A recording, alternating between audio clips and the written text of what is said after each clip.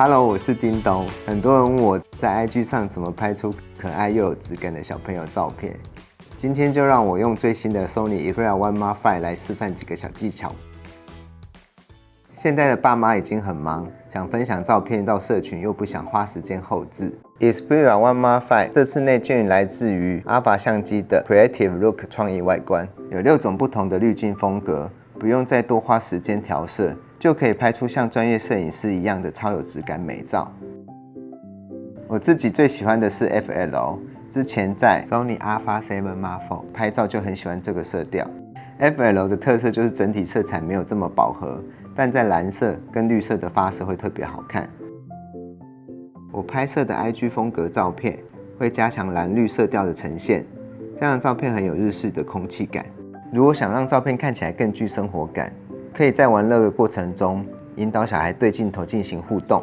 有时候给予任务，可以让拍摄变得简单，很容易捕捉到孩子可爱的一面。这一次狮子大开口。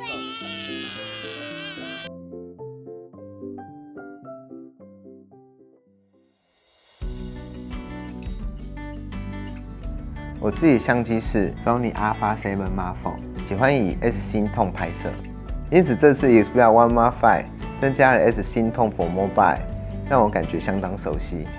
S 心痛 for Mobile 色彩宽容度很高，可以保留很多后期空间。使用 S 心痛 for Mobile 拍摄出来的影片，色调看起来很有电影感，也不用再多花时间调色，就能让日常的家庭生活影片看起来就像在看日剧一样。我很喜欢动起来拍，拍到小孩子动作的瞬间，会让影像很有趣。拍摄的时候记得不要站在原地拍，要跟着孩子一起动。这时候 Xperia One Mark V 的眼部追踪对焦跟高速连拍就相当有帮助。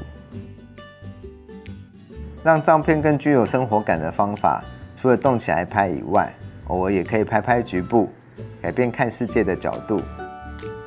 切换成望远镜头来拍，让画面更聚焦在局部，画面会更有张力。